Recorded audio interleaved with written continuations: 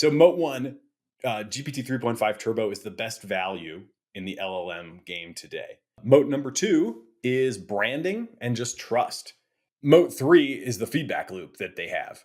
Nobody has the volume of LLM usage that OpenAI has. 4 is pricing power. $2 per million tokens. You got to be using a lot of tokens. 5, we kind of talked about again, privileged access to cloud compute. 6, GPT-4 itself. They're using GPT-4 in really interesting ways that are going to give them advantage. Moat number 7, team and talent density. Satya said to their head of research at Microsoft, how the hell did they do this with a couple hundred people? We've got all these people, and how are they kicking our butt so much? Moat 8, insane distribution and partnerships. The customer list is growing rapidly. Number 9, network effects. If I have something that's working with OpenAI and I'm thinking about exploring something else or switching, first thing I'm going to try is the exact same task. And if it doesn't work, then I'm going to be like, oh, this kind of sucks. Hello, and welcome to The Cognitive Revolution, where we interview visionary researchers, entrepreneurs, and builders working on the frontier of artificial intelligence. Each week, we'll explore their revolutionary ideas, and together we'll build a picture of how AI technology will transform work, life, and society in the coming years. I'm Nathan Labenz, joined by my co-host, Erik Torenberg. So let's get into it. You wrote this thread on Moats. People are asking you a ton about Moats. Where are the Moats? how should people think about Moats?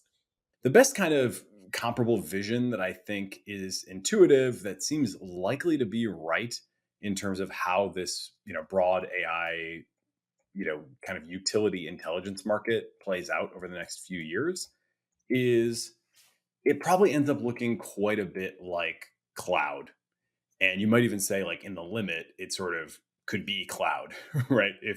If the algorithms are all kind of trending toward commoditized, or there's lots of stuff is getting open source is making all this progress, then eventually maybe the same stuff runs everywhere, and it's it's just how many computers do you have kind of determines how much AI utility you can deliver.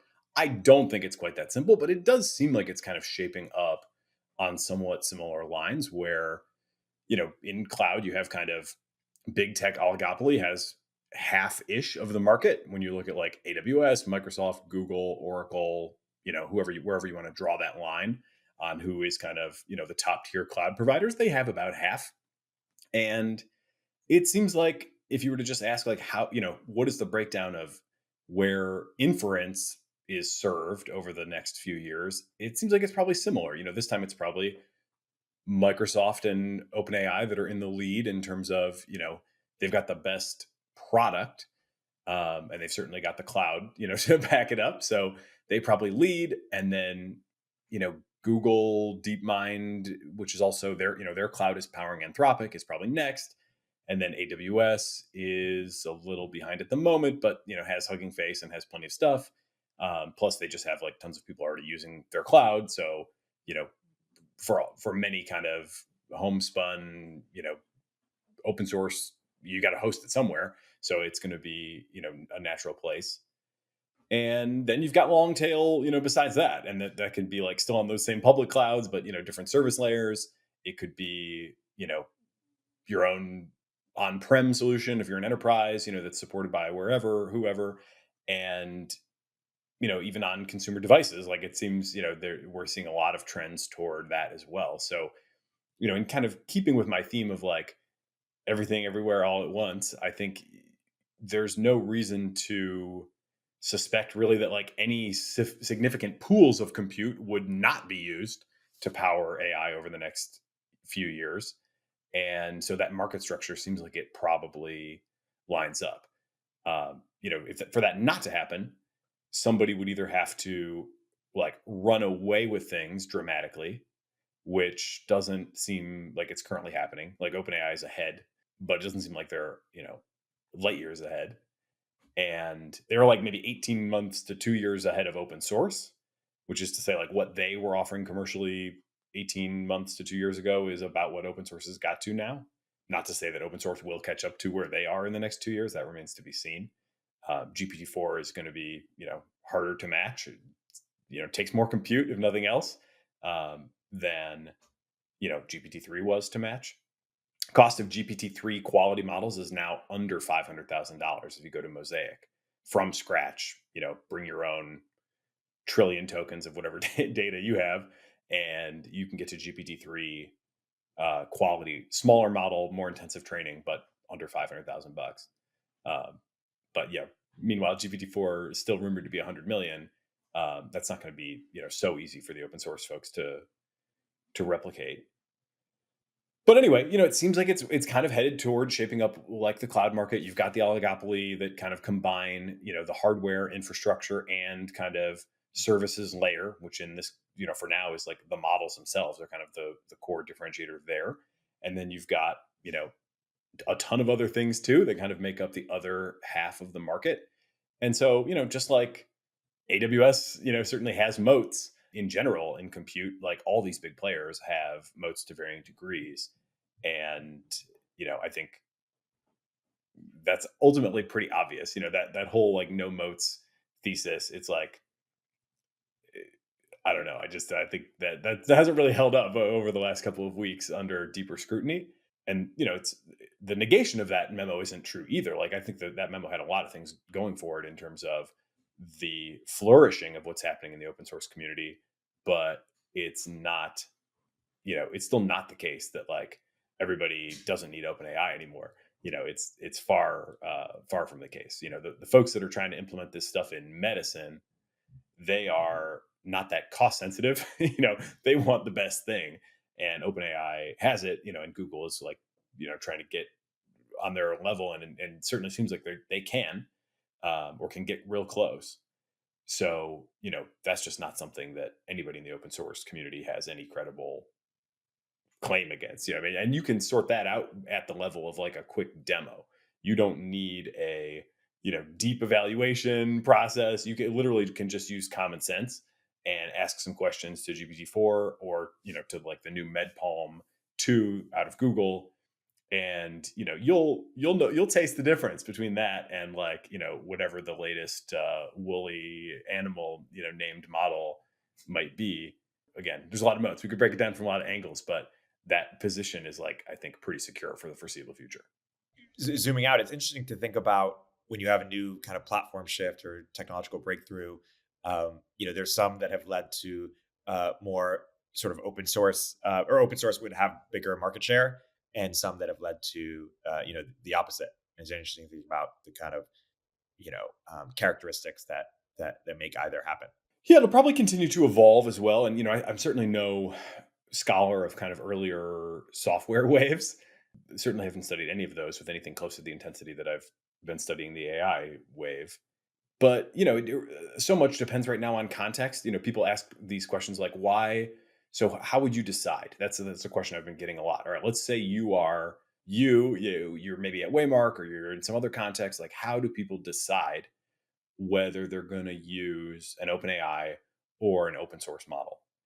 And I do think like in most contexts, it does seem pretty clear that you do perfectly well with an OpenAI product. At like Athena, for example, where I'm the AI advisor, the explicit strategy, if we're going to try to do some new task, and set up some automation to power some task, it's always just start with GPT-4. There's no reason, to start anywhere else. It's like clearly number one. It's number one on all the leaderboards. It follows instructions the best. It's not that expensive. It is a little slow, which can be a little cumbersome when you're trying to test stuff out. But it's the fastest path to, just the application of this raw intelligence to your problem to like demonstrate whether or not you can even automate this task. GPT-4 is going to give you the fastest path to that. And of course, there are some things it can't do that maybe you could fine tune a model for. I mean, that's a whole other scale of project. So that could be one reason. You might be able to dial something in better if it's a narrow application and you're really kind of focusing in on a use case. That could be one. There are reasons to go away from GPT-4. That is one of them. But the reasons that people tend to think more often, I think, are really not great reasons, like cost.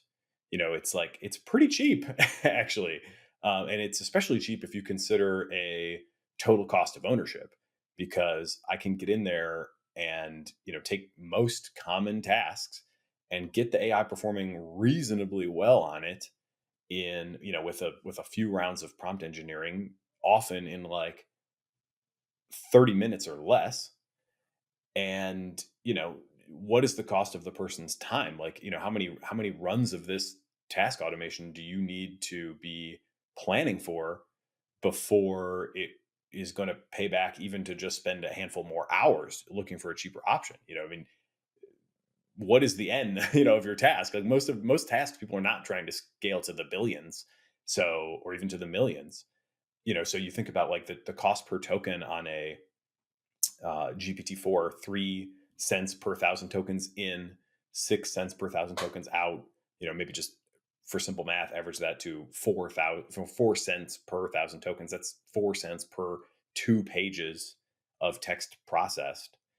And the kinds of tasks that we're setting up are like, can we take a long transcript of a call that we had with a client and convert that into a condensed, information rich profile of the client that we can then put in the assistant's hands as they're beginning a relationship, to give them as much context as we possibly can. And that cashes out to however many pages, right? But it's not that many pages. We might be able to power this for a quarter. It used to take 4 hours. So we're saving a ton. That's, when people get very obsessed with these cost questions, I'm often like, most people don't care if they're saving 90%, 95%, or 99%, especially if it's like all kind of new. The cost I just don't find to be that compelling. There are some applications, where if you're doing kind of high volume generation, and you have a low hit rate. This is another thing I've been kind of highlighting for people. With Waymark, we have a pretty tight process. And, we've been doing this before generative AI. So we make these, advertising marketing videos for small businesses. Typically they're like 30-second commercials. They might run on TV. We've been doing this, before generative AI. Now the generative AI writes the full script, picks all the images, layers on the voiceover, but we still had that structure, even before, GPT-3 popped up. So the ratio of like how many of your generations are ultimately useful to people is a reason that you might end up wanting to go, towards some cheaper model. So like Jasper, for example, they're now on the Mosaic homepage as a client. And, they've been an OpenAI client, obviously from the beginning, right? Helping with all this marketing copy. They're probably spending quite a lot. So for one thing, they have like some real budget, that they can maybe take a chunk out of if they can fine tune their own stuff. But then I also suspect that a big part of what's going on there is because a lot of their stuff is like fairly open ended, like give us 2 words and generate a LinkedIn profile or whatever. I'm guessing they're seeing a lot of generations, and people are maybe just kind of using it in sort of a rifle through sort of way, seeing it kind of like what Suhail told us with Playground, where people are making 10% of their users are making more than 1,000 images a day. It sounds like that's kind of the pattern that's going on at a Jasper to some degree. And that's a big contrast to like with Waymark. It's basically like 1 in 3, maybe 1 in 4, maybe 1 in 5, probably varies a little bit by cohort, of the videos that we generate ultimately gets rendered and downloaded. So people are not like sitting there rerunning it that many times. And so like the economic, relationship between the cost of that generation and what they're getting for it, where they're going to go spend thousands of dollars on a TV campaign, that ratio is totally fine. And then when you get to task automation, your hope is that you're going to get to basically like use all of the work.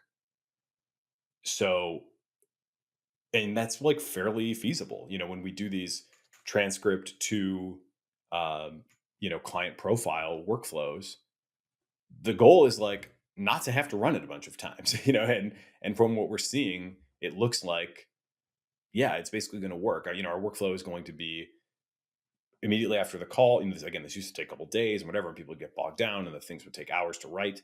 Now you've got, basically instantaneous transcription. You feed that into the AI process that chunks that. When the biggest limitation with GPT-4, biggest 2 limitations are the context window is still limited to 8,000 and it's kind of slow. So, when you're chunking these long transcripts into bits in order to summarize them, in order to then have, a kind of unified summary that you can process into whatever format you want, there can be like a little bit of a, friction point. It can be a little bit slow, but it is the kind of thing that we're basically targeting. Like, you should be able to use 100% of this output. Like, we're not seeing any instances where it's like, what is this unusable garbage? Hey, we'll continue our interview in a moment after a word from our sponsors. Hi, everyone. I wanted to take just a moment to share another podcast that I've been enjoying recently, the AI Breakdown. As anyone in AI knows, the pace of progress and all the new releases are relentless. I call myself an AI scout and I work overtime to keep up. But these days, even I can't keep track of everything. The AI Breakdown helps me make sure that I don't miss anything important by curating news and analysis daily. Host Nathaniel Whittemore, aka NLW, quickly highlights the top stories of the day before going deeper on a single topic of interest. Episodes are usually 15 to 20 minutes, and he releases them every single day. Now, it's not easy to keep up with a daily release schedule and still maintain your sanity. So I really appreciate how NLW maintains a curious posture and avoids rushing to judgment. A big part of the reason I'm inclined to recommend the show is his willingness to sometimes say, I don't know.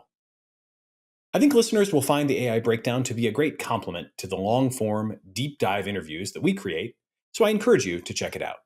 The link to the AI Breakdown with NLW is in the show notes.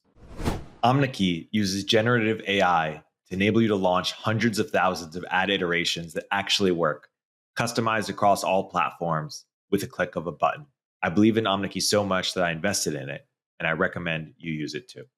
Use CogRev to get a 10% discount. The human review layer at the end is more to be like, okay, I just talked to this person for 90 minutes. Does this thing, miss anything that seems important? And we do see issues like that where it's like, yeah, this person said this, and that it does seem pretty important, and the AI didn't, quite pick up on it as a key point, didn't represent it in the final thing. So it's not like it's a flawless process, but you can go from, just having got off the call to like looking at a draft of your final document in a couple minutes, and then, read through it, figure out what rings, mostly it's good. Like, but there might be something that doesn't quite ring true or something that was missed. And then you're kind of done, still in that whole process. It's like the cost of the AI is very small. We had a person that sat there and talked for 90 minutes. We're going to have like all these, things going on. There's no reason to, try to save a couple more pennies at this stage on that process. Like, it's all about driving the quality. We wouldn't even consider an open source model. There's just no reason for it. Now, we're also probably not going to be that huge of a customer because we don't have that many clients coming in. But you start to extend this to other things where there are, points in the business where there's real scale. The next one downstream is client matching with the candidates. And they may be onboarding 100 clients a month, and you may have like 200 candidates in the pool that have already been, filtered and, gone through a whole ringer. I think they hire like sub 1% of like initial applicants. To do every analysis there is like 20,000 of these sort of comparisons. This client profile and this assistant profile, like, is that a good match? It's not easy to scale up to 20,000 of those with human power.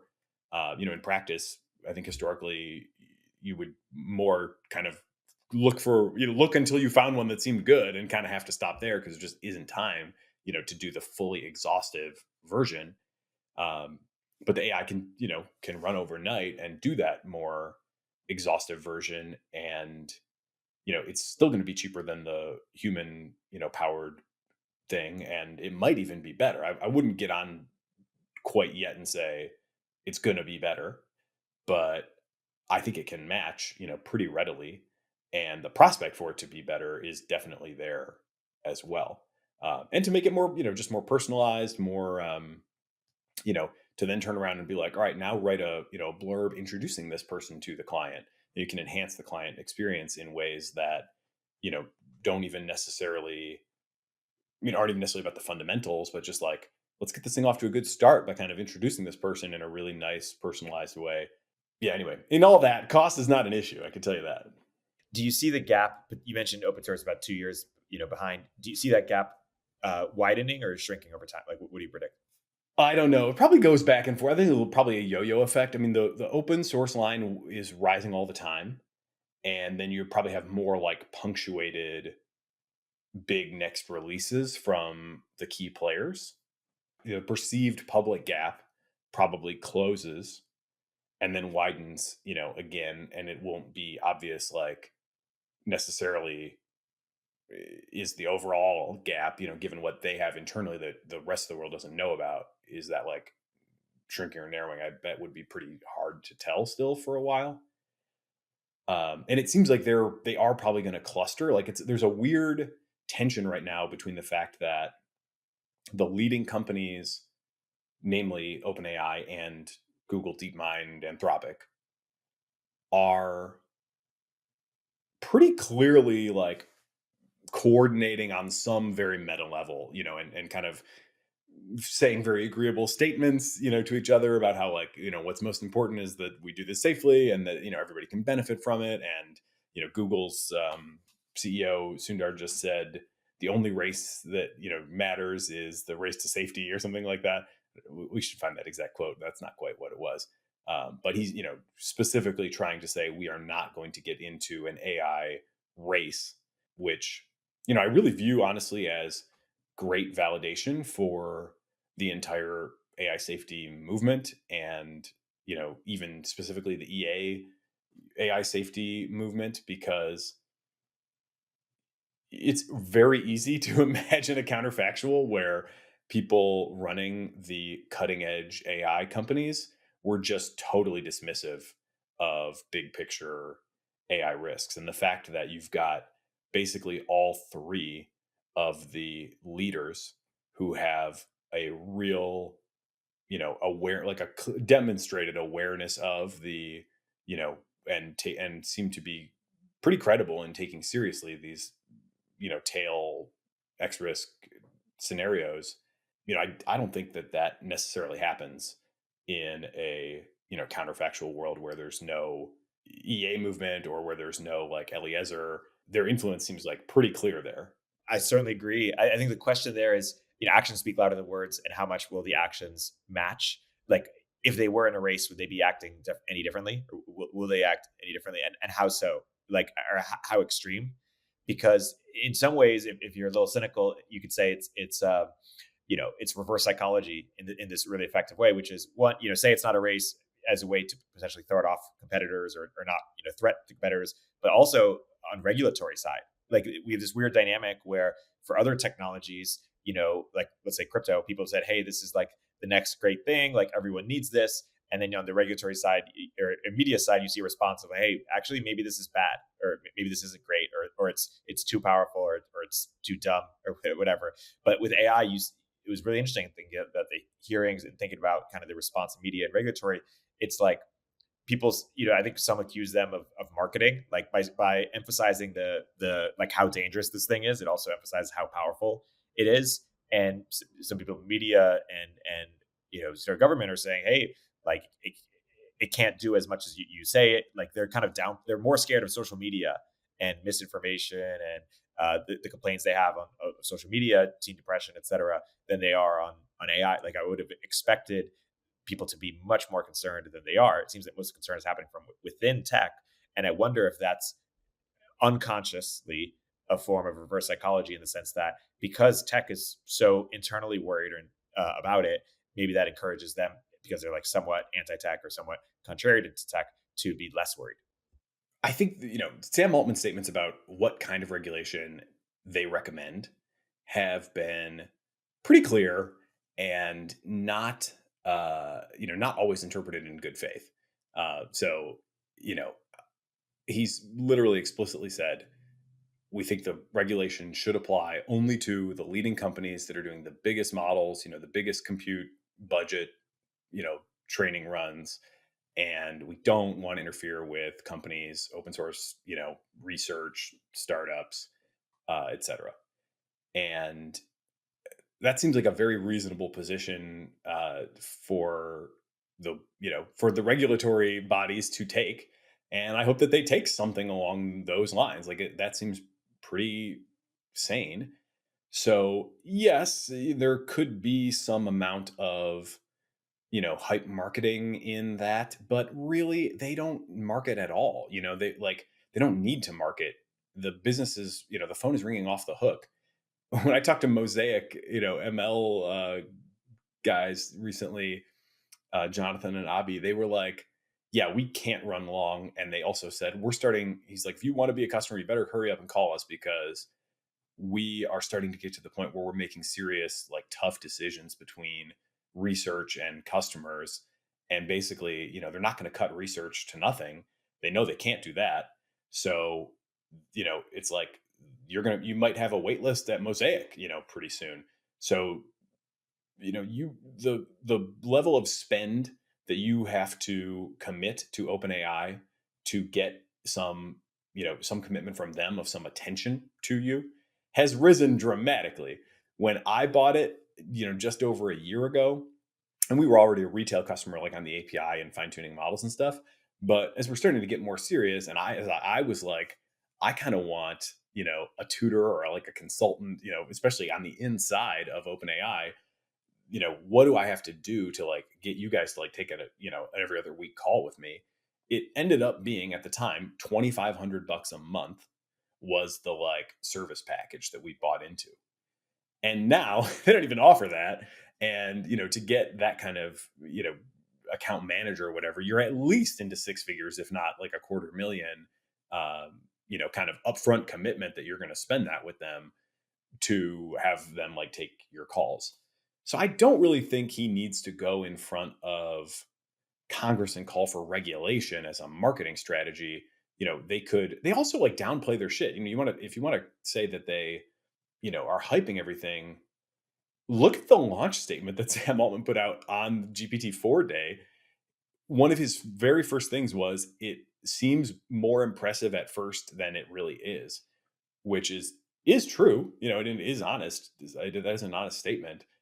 But you don't really see tech CEOs downplaying their major launches on launch day, and yet they did that in a very like clear way. Sam's say, I don't know if Sam Altman, but Sam A's tweet, it goes something like, here is GPT-4, it's our most capable model yet. Like all of our models, it still makes stuff up. It still has major weaknesses, and appears more impressive at first than it ultimately is. Like, that is not how most that doesn't sound like a hype cycle to me, or like a marketing ploy. I think they really mean it. I think that at the end of the day, I think that's becoming increasingly clear. Now, you could really ask, and I was thinking about this earlier today too. You read their governance statement from this last week, and you get down to the bottom of it, and the last point that they make is, we think that it's counterintuitively dangerous to not develop this stuff, because the fundamentals are all going this way. And that means that it's increasingly easy to develop these, powerful systems. And if we don't kind of keep the gap between what's possible and what is, what exists, like somewhat narrow, then we may have these like sudden super disruptive events in the future if somebody, achieves some breakthrough unexpectedly, and all of a sudden, it drops into an unprepared society. And it's like, okay, I don't know if I really follow that to the same conclusion that I mean, it almost kind of seems like they're saying somebody's going to develop AI so powerful that it's dangerous, and better us than them, who are, for, I guess, basically all, other thems that it could be. I don't necessarily want to sign on to that or endorse that. But I do think, everything they're doing is pretty consistent with that. They do seem to be trying to rise to the occasion. And, they definitely could be jamming stuff out faster than they are. They even, they have the part of the charter too, which, I mean, people obviously at this point don't trust, them on necessarily anything, but it is in the charter that they will combine forces with another effort that they believe is credibly close to AGI rather than compete with them. That's a hell of a commitment to have made. Whatever in 2015 or whenever they came up with the charter that at that time it must have seemed like a pretty distant worry. But they've had that online for a long time. That is not like they just released the statement that's been there for years. Yeah, going back to your like with the open source and closing, the opening and closing of the closed and open source gap. I do think we'll see probably these releases again come in some kind of cluster where, GPT-4 and kind of Palm 2, came in a pretty tight window. I would bet that in the future that will continue to happen as a reflection of the fact that leadership at these companies is genuinely concerned with the possibility of an AI race, genuinely doesn't want to create that dynamic, and so we'll kind of talk to each other behind the scenes a little bit and say like,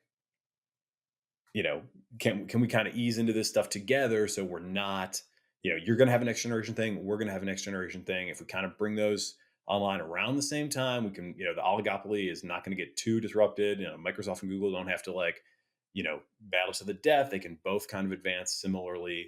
And, that's probably a really good thing as long as, they don't collectively still like blow up the world in the process.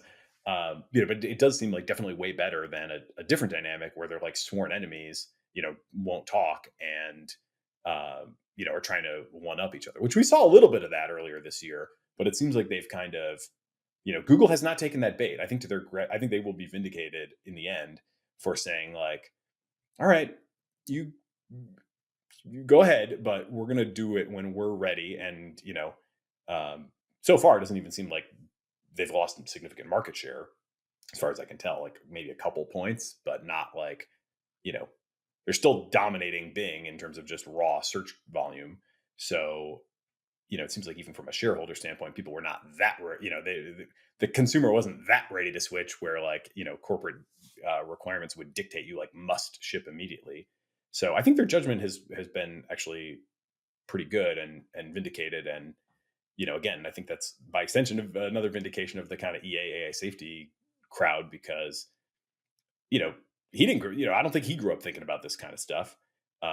So he needed some, people intellectually to have done that work to be able to tap into it. If there's no literature, I don't think these people are coming to these, some of them might, but like Sundar probably not, on his own, totally, totally organically. I agree. It's very influential literature. Marx too is very influential literature. I'm just teasing. Let's go deeper on sort of the respective kind of assets. We were talking about NBA the other day. If we're talking about like the Nuggets chances versus the Boston versus the Heat, we talk about their relative strengths and weaknesses and kind of where they're at now. Let's do something similar with some of these players that we're talking about in terms of like how do we see things playing out based on what are the the facts on the field, so to speak, in terms of people's relative strengths, weaknesses, opportunities, etc. I'll just run down the quick 9 moats that I identified for OpenAI, and then we can kind of compare that to Google. Most of them are basically the same, and OpenAI is just a little stronger, in a number of these categories, it seems like right now. But also you could make the argument that, that Google is stronger in some of the, maybe the most important categories as well. So Moat 1, GPT 3.5 Turbo is the best value in the LLM game today. So, earlier I talked about how like GPT-4 is generally a huge savings over a human powered process. And, if I'm new to AI and trying to make stuff work, there's really no incentive for me to go anywhere else. Well, if I were going to go anywhere else, they happen to have a 60x cheaper model that is instead of 4 cents, no 50x, I guess, whatever. Instead of 4 cents per 1,000 tokens, it's 0.2 cents per 1,000 tokens, which is $2 per million words. And that's what powers the ChatGPT free tier. And I said it's the best value in the utility LLM game today. I think that's probably still true. There's a new leaderboard that I've started to follow called lmsys.org, where they literally have like chess style head-to-head battles between language models and keep track of ELO ratings. So users go in, you get, for the same input, you get the response from different models. You choose the winner, they keep the score. And GPT-4 is, at the top of the power rankings. Claude is number 2, and Claude Instant has, which is kind of the Anthropic answer to the ChatGPT, has actually taken 3rd place recently and put Turbo into 4th place. So arguably, you might say at this point that Claude Instant could be, even slight edge over GPT 3.5 Turbo for the best value in the game today. But either way, they both have great value. They're both, they're both cheap. They're easy. They're fast. They can do a ton of stuff. They can handle the marketing, copy tasks for the most part. They can return formats pretty reliably. They can't do the advanced stuff of GPT-4. This is like the difference between like bottom 10% on the bar exam and top 10% of the bar exam. That's like, 3.5 to 4 is that leap. But still bottom 10% of the bar exam, you can do a lot of stuff. You can process a lot of data. You can organize a shopping list. There's plenty of things that you can do, without being quite powerful enough to pass the bar. So that's a great product, and it's still better than all of the open source imitators. And in fact, all of these open source things, maybe not all, but like a lot, are using GPT output, from OpenAI and just like imitate training on that.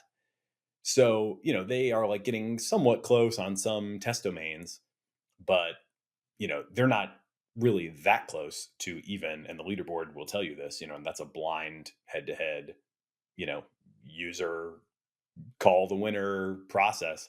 They're not that close even to, the second tier 5%, price of GPT-4 version of OpenAI's products. So just having that means like there's not that much opportunity for people to come in and like steal share, on pure price reasons. They have not left the door open there all that much. So people could do it for maybe other reasons, control, fine tuning, ideology, data, not wanting to send data out over certain, boundaries, whatever. But, they've got a great commodity product in today's world. I'd say, again, it's pretty clear at this point, OpenAI and Anthropic are the 2 leaders in that category. Moat number 2 is branding and just trust. For all of the complaining that has been posted on the internet about how like ChatGPT is, to this, to that, and you hear it from all sides, right? It's simultaneously, depending on who is, trying to embarrass it, it can be both, too like white supremacist and too woke. And you can kind of, see that almost regardless, I think, of perspective. You can see like unwanted biases or unwanted behaviors in it. But the alternative in the open source world is just way worse, if you are a corporate customer.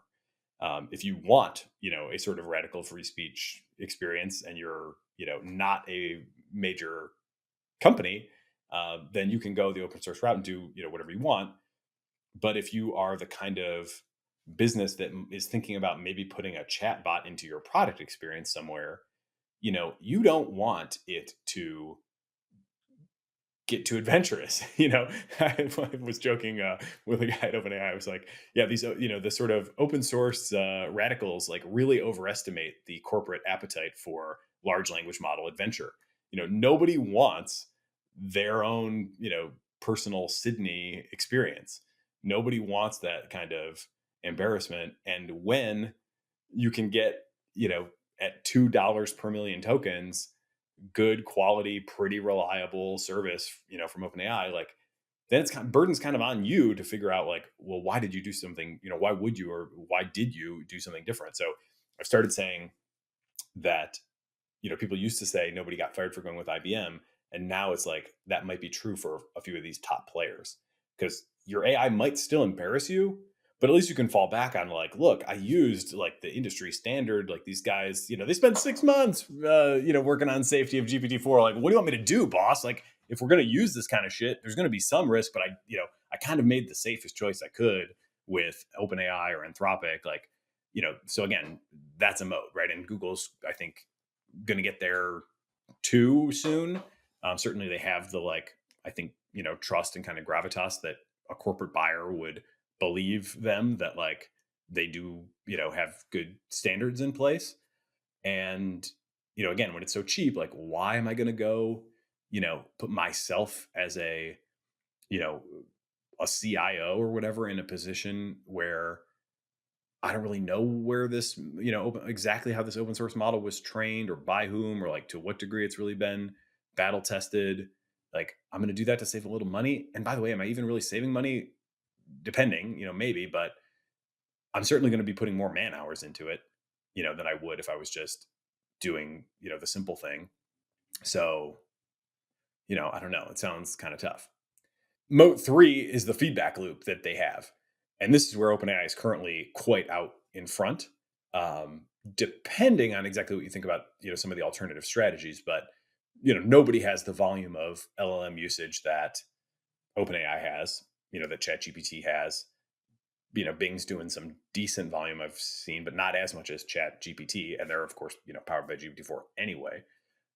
So they're getting, this data. They now have terms of service that say if you use them via the API, that they will retain your data for a short time, then delete it and not use it in training. But the free tier of ChatGPT by default is used in training, and you can opt out of that now. They just added that as well.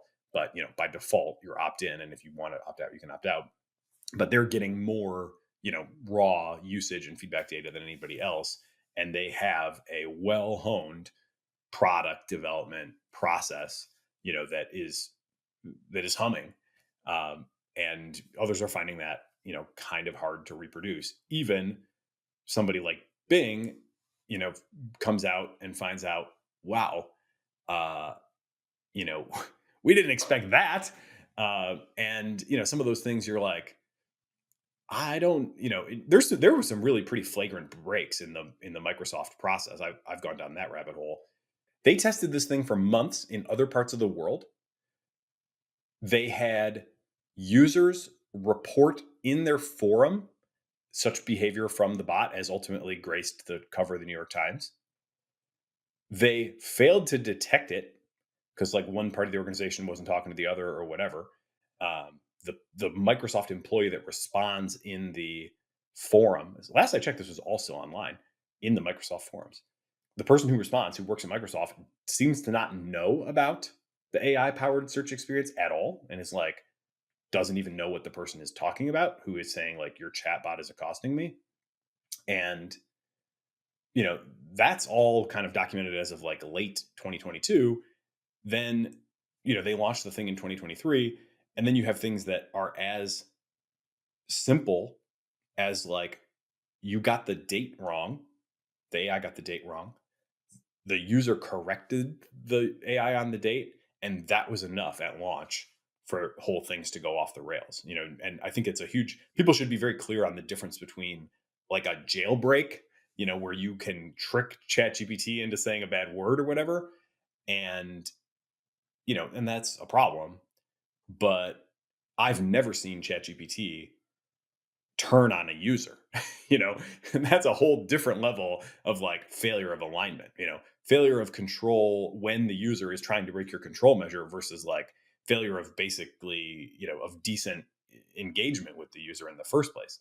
So qualitatively different thing. All that story, is to say the product feedback loop is pretty important. And, this stuff does not just like magically cohere into a well-behaved AI by accident or, even with like moderate effort. It seems to take a lot of effort.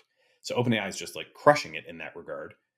Anthropic, again, has a unique approach with their constitutional AI system where they use kind of self-critique and like synthetic data to basically try to get, the same level of control as if they had, the user base. And it seems to work quite well. So that may be something that other people could, in fact, in some ways they are ahead in terms of like their safety profile, not their raw capability profile. But in terms of their safety profile, in some ways I've seen them be ahead. I've also heard from others that maybe that's not the case. So it's probably mixed. The surface area is so huge that you can be ahead and behind at the same time in different areas, and that's almost certainly the case. But nevertheless, it does seem to work quite well. They also do a pretty good job of avoiding hallucinations. At one point, I think they did a better job than OpenAI was, but again, with GPT-4, they've improved a lot. But like you could previously see with ChatGPT versus Claude, you could kind of see these situations where ChatGPT would still. I asked a question about like a property tax in one Massachusetts town one time, and it made up a rate that was not the real rate. It had all the structure and conceptual analysis of property tax generally right, but it made up a rate at the key moment that was false. Whereas Claude said, for example, if the rate were, it just gave like a nice reasonable round number. And so there are some ways in which it does seem like the Anthropic method is, at least competitive, if not in some ways, maybe superior. So those two seem to be kind of at the forefront of that. Actually, Character AI, has a really good feedback loop as well. They're kind of a dark horse in this whole game, playing a bit of a different game. They're the only one that comes to mind as like having a real, tight at scale product feedback loop. Google doesn't have it yet. They should be able to get it real quick. Whether or not they can really, iron out all the sort of, sand off all the barnacles on their sort of product flywheel, I guess still remains to be seen. As of now, they've not done it. And if you look at the leaderboard, Bard is down the leaderboard, not because they don't have the raw horsepower, but because, at least as far as I can tell, they have not shaped the product in the same way that the best in that category have. They can match on things like medical question answering. GPT-4 and MedPalm 2 are both like expert level on these benchmarks. So they can definitely get to the point where, they can do high level stuff, but they don't have this like unified product that kind of does everything and, knows how to handle all these different situations. It's like MedPalm is dedicated to medical question answering, and it can't help you, with whatever random search queries you have, or just be your like general sort of chat advisor. It is specialized and fully end to end fine tuned for that domain, and that arguably could be good. Somebody might say, well, geez, do we really need these like all purpose AIs? Maybe like a bunch of specialist AIs could be arguably a better overall architecture.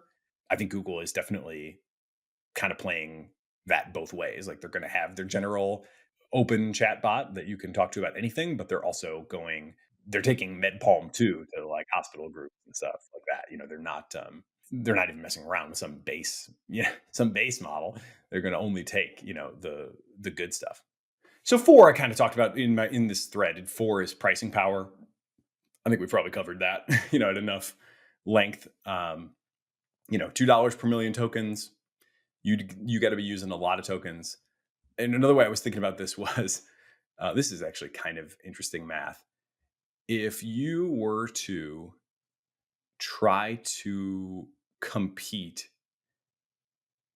at that price point, you would have to serve 100 billion tokens to pay for one employee.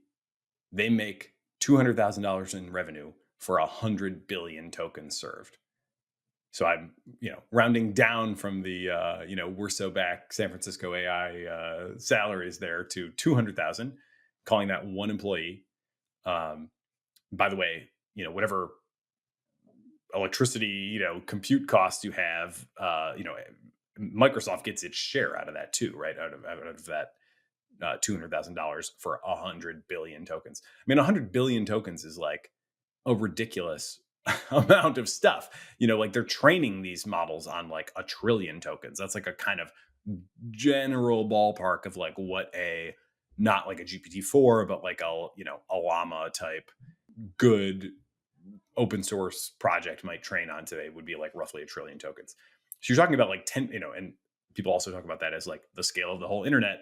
So you're talking about like generating text on, maybe 10% of the, the scale of the internet for $200,000. Like just who needs that many tokens, It's going to be hard to like build that many businesses competing at that level.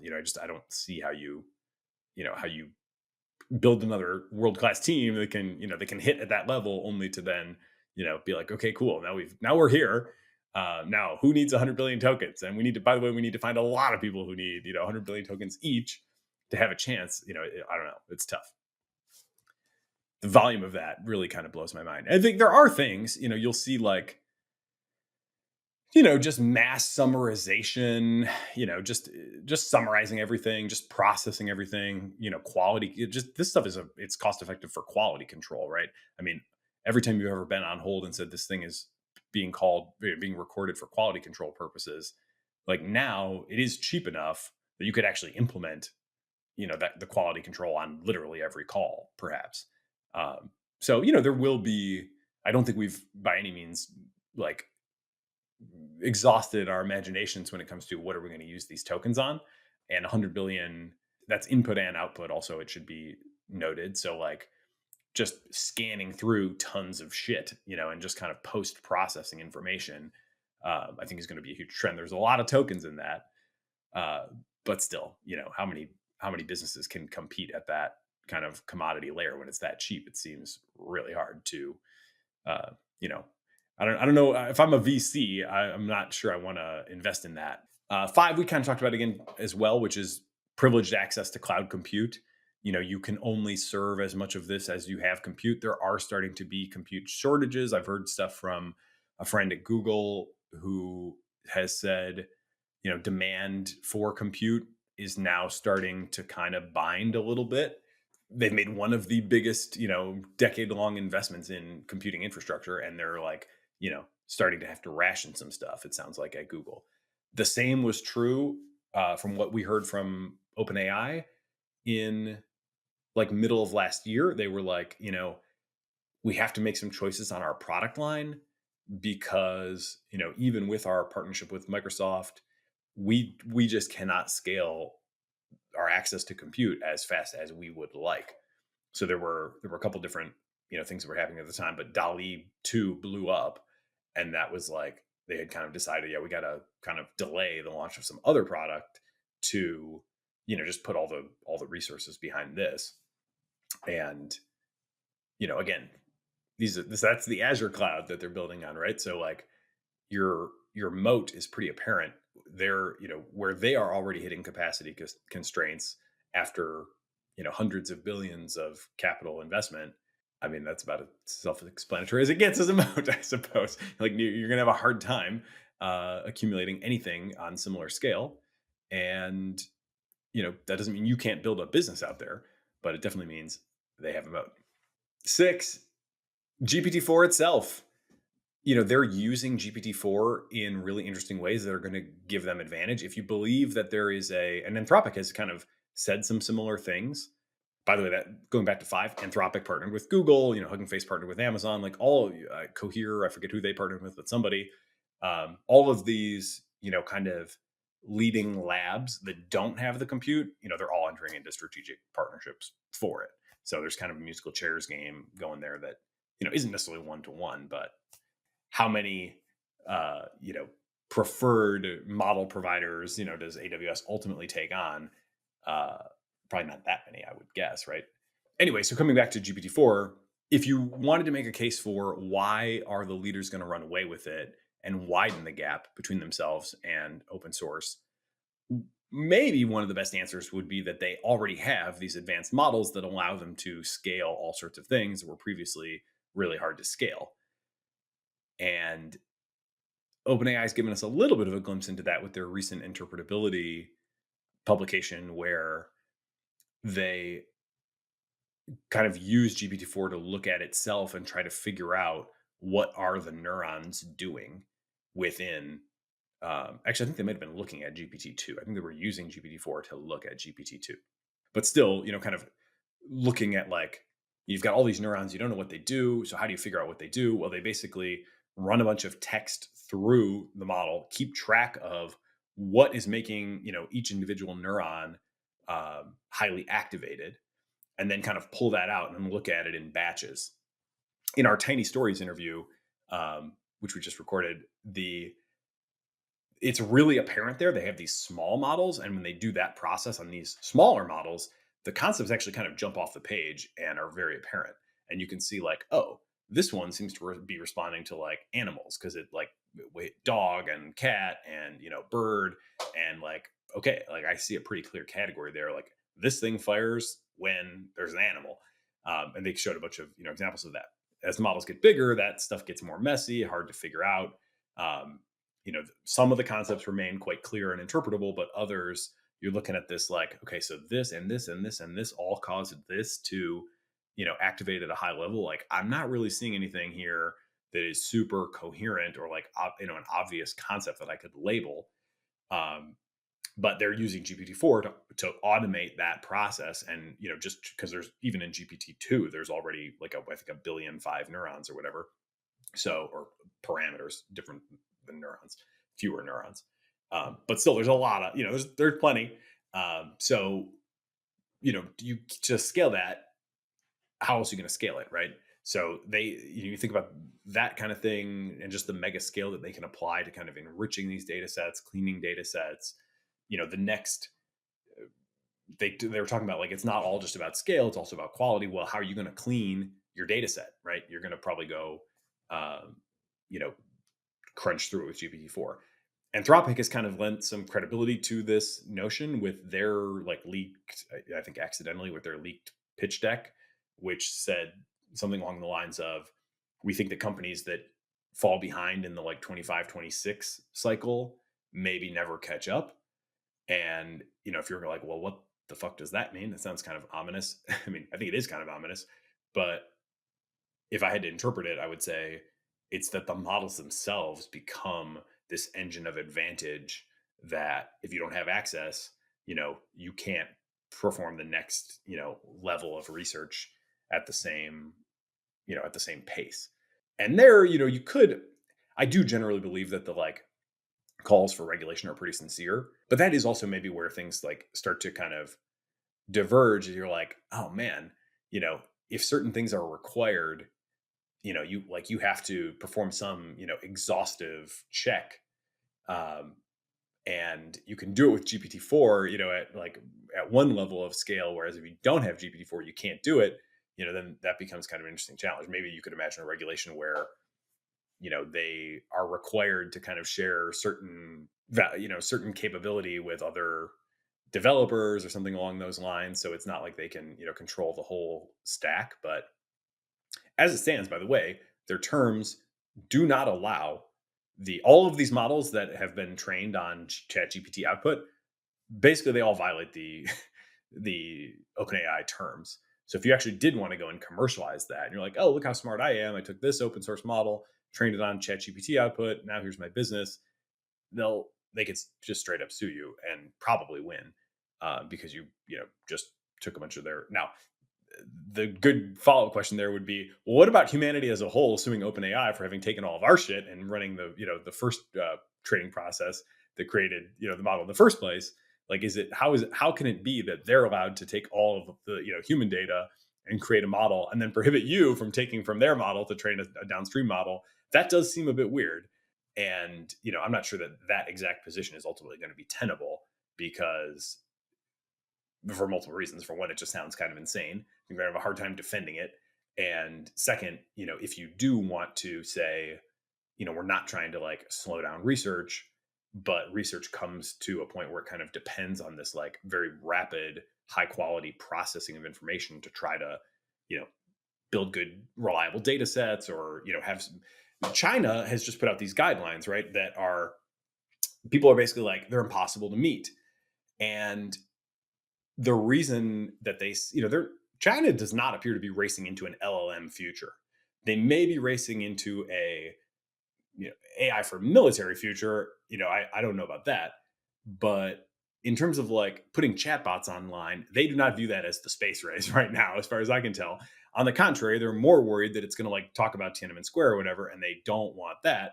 So they're like, you as a developer are responsible for your shit. That I would really recommend. There's a great Sinica podcast on this recently with a couple of guests. We can find the link.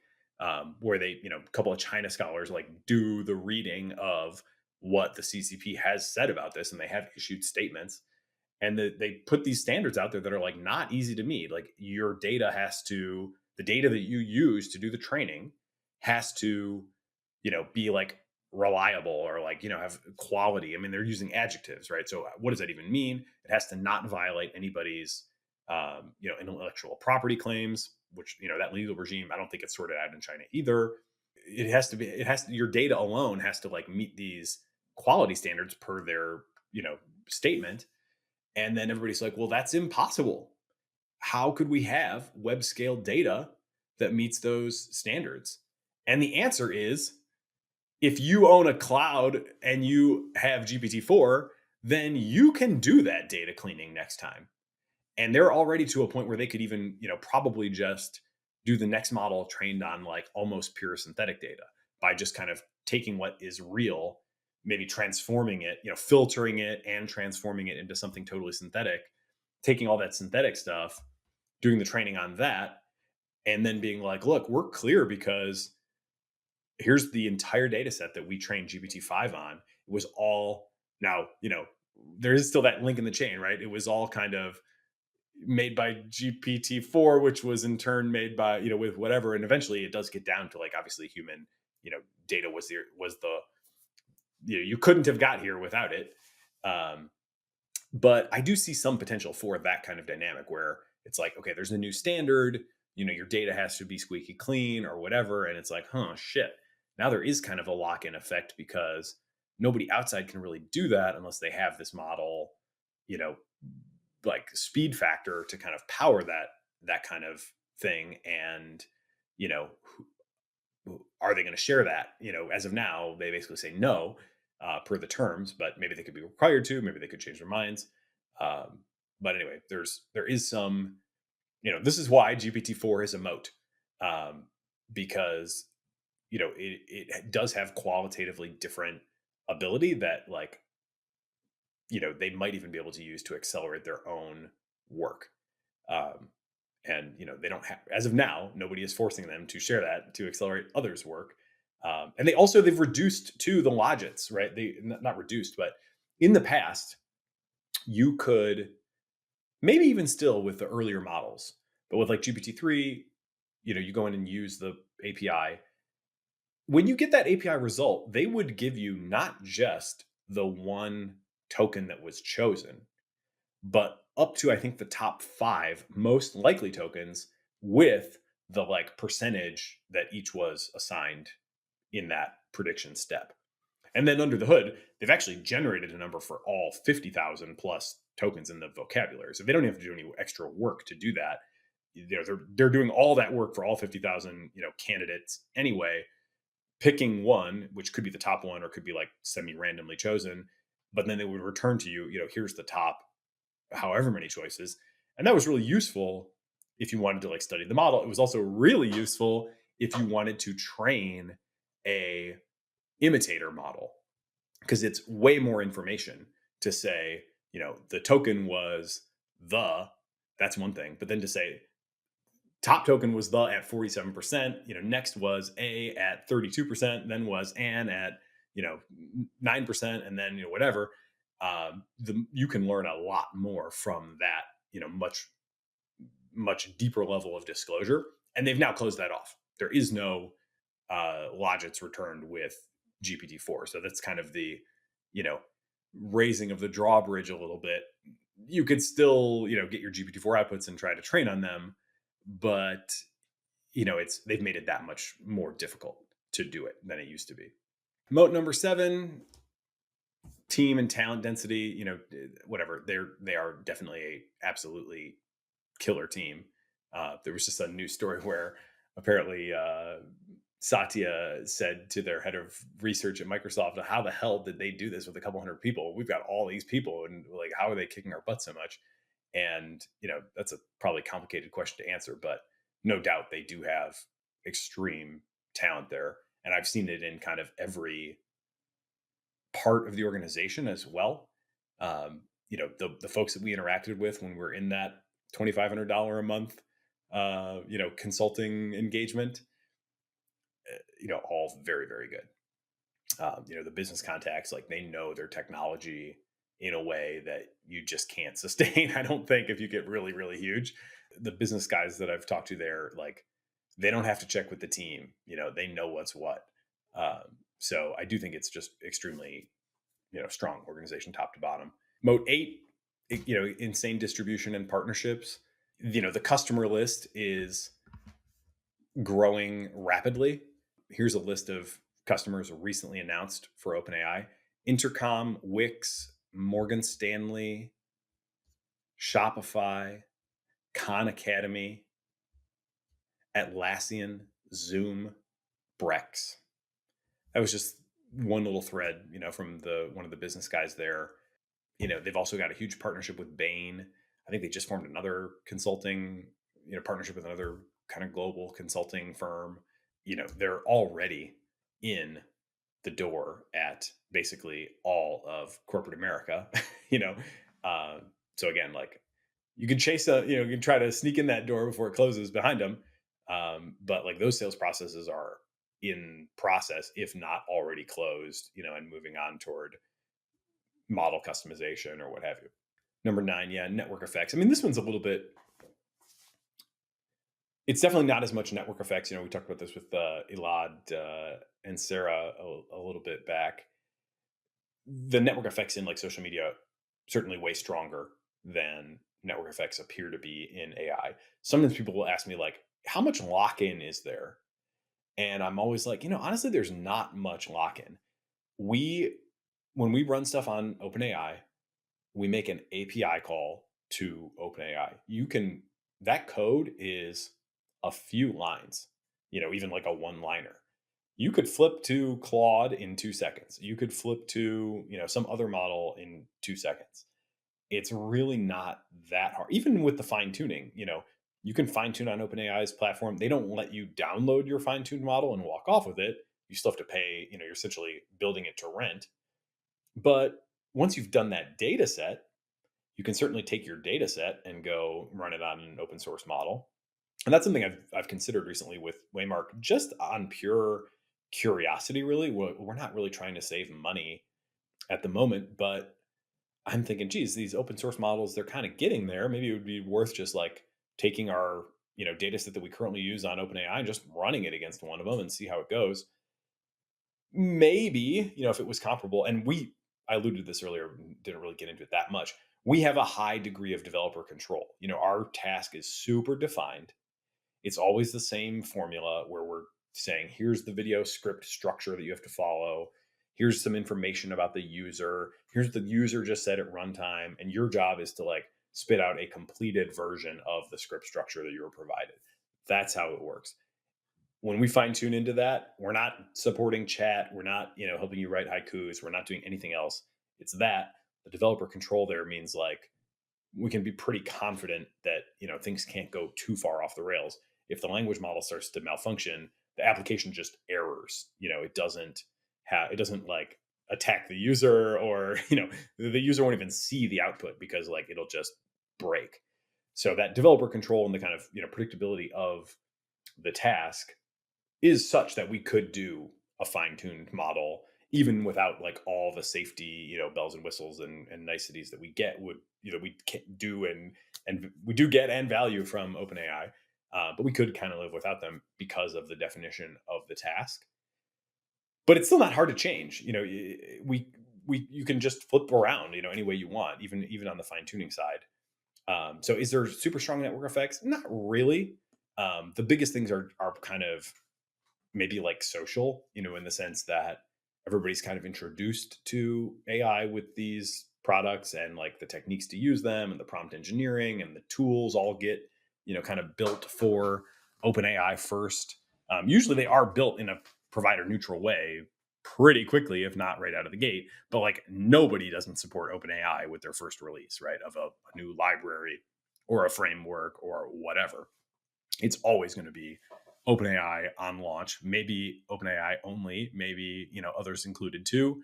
But there is some kind of just gravity there that's like, it's not, there's a reason that's the last on my list of moats, but it also kind of forces others into somewhat of a following position too. It's like, if I have something that's working with OpenAI and then I'm thinking about exploring something else or switching, first thing I'm going to try is the exact same task. And I'm just going to literally copy and paste into the other thing. And if it doesn't work, then I'm going to be like, oh, this kind of sucks. And if it could work, if I like re-prompt engineered it, or read their prompt guide or whatever and did it their way, then like that's nice. But I don't really, ideally it's going to work on the first time, and all of those companies are going to kind of feel that pressure. They're not going to want to, make you. I mean, you can imagine being the CEO at a competitor, right? You're like, if you had a prompt, you're like, well, people need to read our prompt guide and then they'll know how to use our AI. It's like, no, they're not going to do that. It's not going to work like that. You have to make it easy for them. If you got to reduce that friction, so that in their effort to kind of reduce that friction, they end up, in kind of a following position. I think pretty often the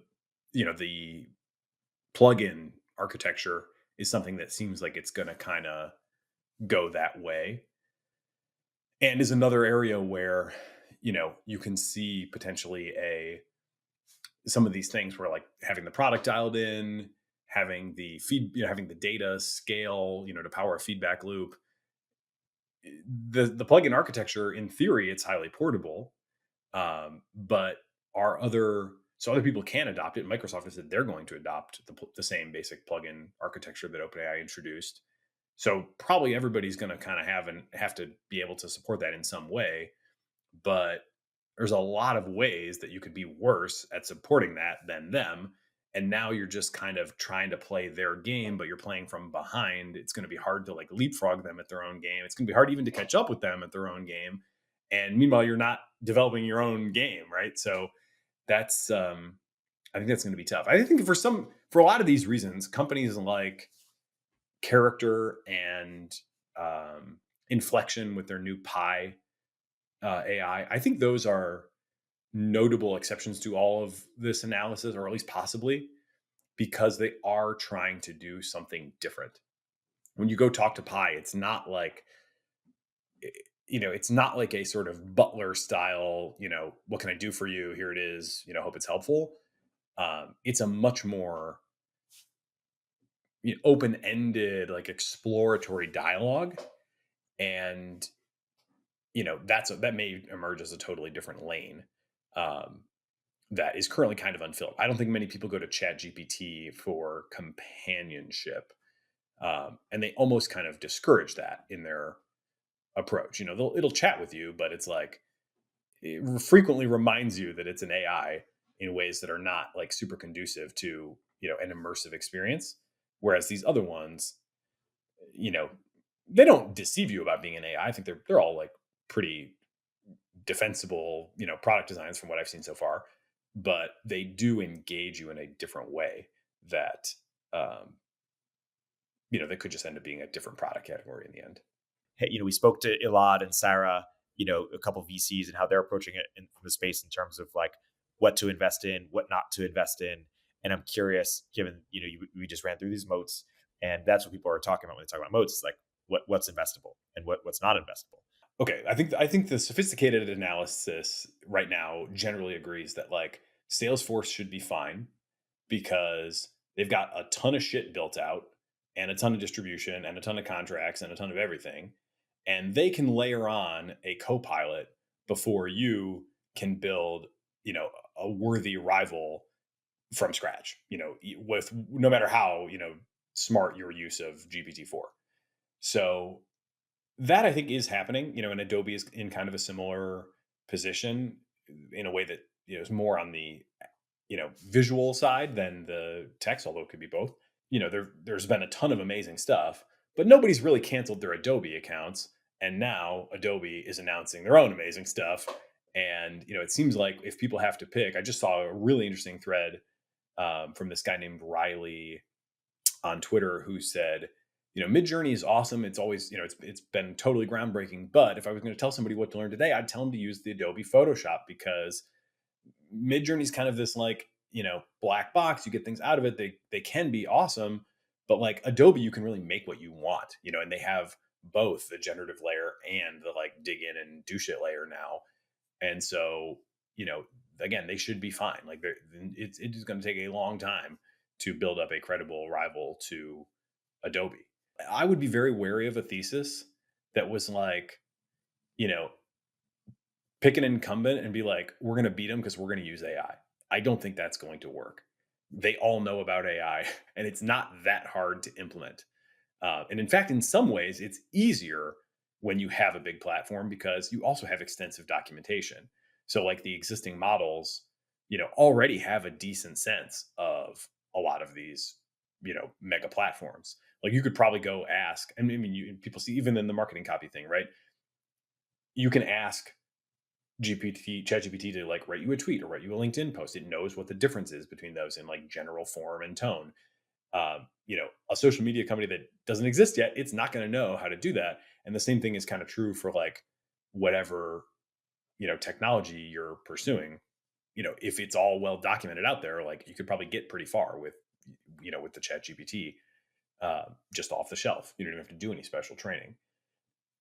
I think they will, by the way. Like Salesforce is going to have their own co-pilot that's not like default, GPT-4. It'll be better than that, but I don't see any reason. They've got documentation, like probably a trillion tokens of like documentation and forum posts and tickets and all that shit.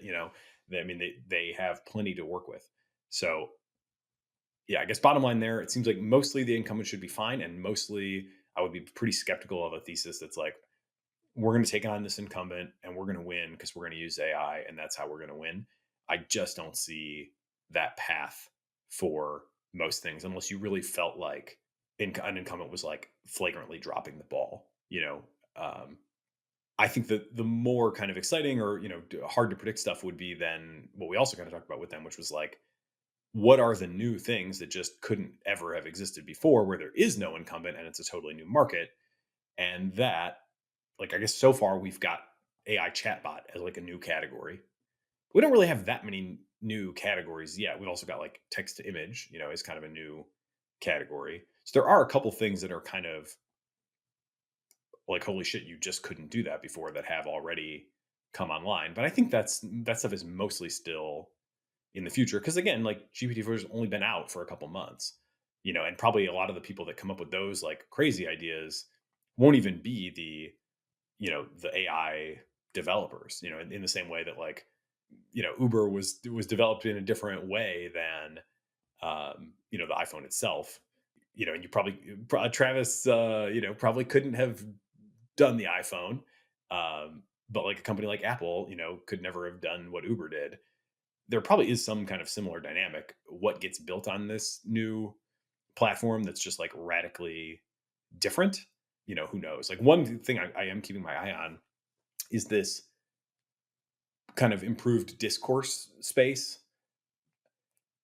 You can even kind of connect this to crypto, which I've seldom do, but like the smart contract, right? Can you take a language model that is kind of a dispute resolver, cannot like cryptographically guarantee that you are in fact getting the model that was agreed upon, at the time the contract was signed, and like let it resolve stuff and like, handle, disputes and issue refunds accordingly or whatever, kind of manage little escrow accounts. That kind of stuff I do think should happen. And the cost of, the possible unfairness or the like, AI going against you, to me seems like ultimately people just accept that because it's going to be so much cheaper and better than anything else. Like, what are you going to, your alternative in today's world is go to small claims court or something. Good luck with that. You might as well just sign on to some sort of crypto, consumer arbitration scheme. And, it's better than, any alternative, even if it's not perfect or, even if you don't get the justice you kind of want every single time. Stuff like that, I think will be big. I do think these like new relationship paradigms are going to be, I'm not excited about that myself. I don't want an AI friend, and I'm kind of, it does, this is like the max, extent of like amusing ourselves to death potentially. So I don't know that that is ultimately healthy for individuals or society, but maybe it could be. Maybe we just haven't seen the like final right version of it yet. When we talked to Eugenia from Replica, I was like, man, the revelation here is how bad a lot of people need companionship, because to get as far as she had gotten pre GPT-3 is like, that's not even an AI story. That's a society story. And now you're going to inject an AI story into that society story. And it seems like it easily can go, 100x. I don't see any reason that the percentage of people who have an AI friend does not totally explode. And maybe it even could be good. For a lot of people, it probably would be good. Where it starts to be a problem is where, well, who knows? It could probably start to be a problem in a lot of ways. But for me, I kind of think the last thing I want is that to crowd out my real relationships, which I probably already, spend too much time podcasting and thinking about AI relative to, what I might ought to be doing. And, I don't want to make that any worse with some like AI friend in my pocket. But yet I bet that, just like social media, is kind of addictive. Not all good, not all bad, but definitely like crowds out other activities. I think this is probably also kind of unavoidable. And so, and when Sarah mentioned that, she was like, you look at the like usage of some of these things, like I think she mentioned maybe both character and replica, you can start to see it. So from an investment standpoint, that could be really good. I would, my concern with investing in replica right now would be, not, and I don't mean to cast aspersions on it, but I would be less worried that they'll be able to grow users and more, like, do we have the right vision here for, what kind of impact we're going to make? And again, that's not to suggest, that their vision is wrong, but certainly, questions are probably coming up faster than they can answer them. Uh, I think that was definitely a takeaway from that episode, right? Is like this was all happening pretty quickly, and even as much as she has been in this game, like it didn't seem like she was fully prepared for it. And again, not to blame her, it came up on us all pretty quickly. But she just is the one that happens to be in that seat, so that's a challenging seat to occupy. Again, from an investment standpoint, where do you go invest? Google's going to be tough to beat, and Microsoft and their distribution. All these hospital systems are all a customer of Microsoft or Google already, right? They all get docs from one of these two places, or like Epic. Again, the distribution seems like it's going to be hard to beat. When I think about Neil Khosla and Curai, I'm like, I do expect them to be successful. I do think they will grow. They've already also got some distribution because they've been in the game for a while, and they didn't. This was not a company that was started to like take advantage of GPT-4. So, I think they will be on a good path, at least for a while. Um, but that probably means like their past investors do well. It's still not super clear that like their, next round investors do super well because again, the prices get low. So how do you make that much money? I don't know how you make that much money. I don't know. It's just tough. The prices keep dropping. When prices drop 97%, and like the biggest corporations in the world are kind of ready to run at or near cost for the foreseeable future, and they already have all the, distribution. I don't know how much share, you can really hope to get. So, what's going to be transformative there? Is it, I kind of sense that like it is more like task automation for a while than it is a totally different thing. You can imagine somebody that could bring forward the like true AI doctor, no humans involved, taps into all your sensors. There could be like a totally transformative form factor that is just next level and is like, the shit, that's so much better than even like a thorough application of GPT-4 through our, current system. Hard to kind of imagine what that looks like, but you can at least conceive of it. But when it comes to like reviewing the doctor notes and like, making sure that everything's double checked and, was there any possible drug interaction? Like that stuff seems like it happens in the current systems for the most part, because it's really easy to integrate those APIs wherever they need to be integrated. So, I don't know. I wouldn't take a job right now as a salesperson for, kind of doc.ai that's like new and on the scene and kind of like, look, we've, done whatever exactly. There's an interesting, there was a company that just came out, was it Hippocratic.ai? they said they've trained only on medical, like trusted medical information. And, wherever I'm assuming they get that out of existing, medical record systems. And they call out that, other systems that are trained on like the whole internet plus, maybe specialized, have wrong shit in them. And that's, one way that they want to differentiate themselves. That seems like it could be true. Could be like a real advantage, though. I don't know, and Neil had a couple interesting points where he said like, if the patient says they had cereal, that probably also means they had milk. And like, you need that kind of general knowledge that's probably not represented in these medical systems, to figure out all those associations. He also said very Silicon Valley, if the person went to Burning Man, they probably inhaled a lot of dust. And you aren't going to know that if you're like just trained on this medical data, I wouldn't think. The Mosaic guys also said like almost all their customers train on a combination of open source and proprietary. Maybe they're doing that too, but they seem to be saying they're not. So anyway, that's one big question that I have. And another one is, they take a very interesting position saying we don't believe language models are safe enough for diagnosis. So we're focusing entirely on non-patient facing, but like back office shit, which is plenty big enough market. And, again, I think they'd probably be successful. Do they dominate the space? I don't know. It feels like in the end, no. I have to guess that like the big, the Microsoft Epic, whatever kind of complex ultimately still takes most of that market. And it's tough to get your little green shoot up through the hornet's nest of all this bullshit that you have to push through. This is great. I'll let you go. Thanks for a great conversation, and we'll talk next week. Omneky uses generative AI to enable you to launch hundreds of thousands of ad iterations that actually work, customized across all platforms with a click of a button. I believe in Omneky so much that I invested in it, and I recommend you use it too. Use CogRev to get a 10% discount.